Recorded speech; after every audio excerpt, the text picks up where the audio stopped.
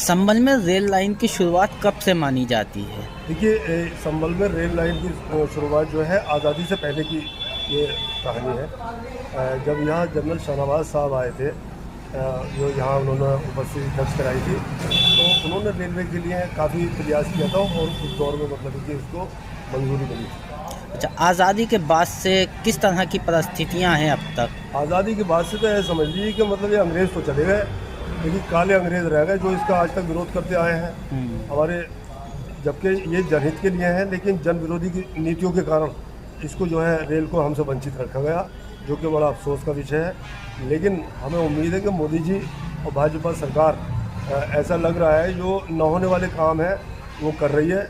जैसे वंदे भारत हमने ये देखा, पूरे हिंदुस्तान के कोने कोने में उन्होंने पहुंचाने का काम किया है।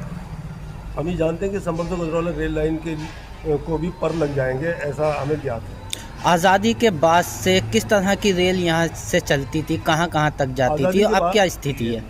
आज़ादी के बाद से ऐसा होता था, ये संभल टू नजीबाबाद एक शहर मतलब कि सहारनपुर तो रेल जाती थी, लेकिन उसके फेरे कम हो गए अब आकर के। हम ही चाहते हैं कि समय सारणी बहाल हो, और उसके बाद 2010 में EMS साहब ने इस रेलवे लाइन का विस्तारीकरण के लिए मतलब कि उन्होंने पास किया था इस चीज़ को, लेकिन हमारे यहाँ के प्रतिनिधियों ने उसे उसका श्रेय लेना चाहा और फिर वो खटाई में पड़ गया।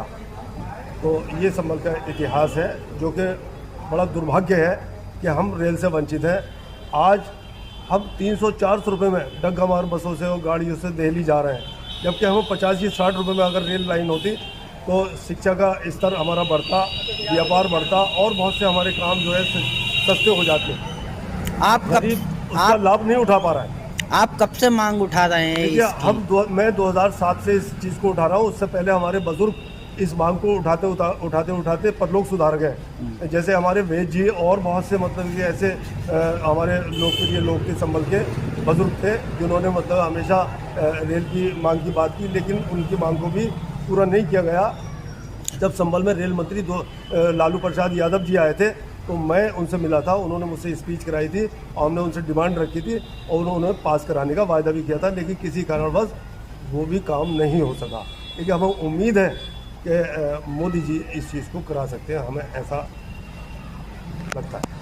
आगे क्या आंदोलन जारी रहेगा? किस जब तरह तक की? ये संभल से गजरौला पास सिटी नहीं बचती है, रेल लाइन पास नहीं होती है, रेल नहीं जाती है, लोगों को इसका लाभ नहीं मिलता है, इसे कयामत तक उठाते रहेंगे। हम नहीं उठाएंगे, हमारी औलाद उठाएगी और औलादें उठाएंगी, संभल के और वासी उठाएंगे। देखिए, इस मांग को हम करते रहेंगे। लोगों से क्या अपील करना चाहते हैं? जैसे कि सबका समर्थन मिल रहा है, वकीलों का भी समर्थन मिला, डॉक्टरों का भी समर्थन मिला। संभल का जन संभल का बच्चा, चाहे वो डॉक्टर हो, मास्टर हो, इंजीनियर हो, वकील हो, चाहे वो मजदूर हो, मार्केट लाइन के व्यापारी हो, हर बच्चा ये चाहता है कि संभल से गजरौला रेल हो, और वो हमारा समर्थन भी करते हैं और करते आए हैं। हमेशा यहाँ के बुद्धिजीवियों ने इस चीज़ को बड़ा सराहा है। उन्हीं के बल पर हम 2007 से लेकर इसको जो है उठाते हुए आए हैं, उठाते रहेंगे।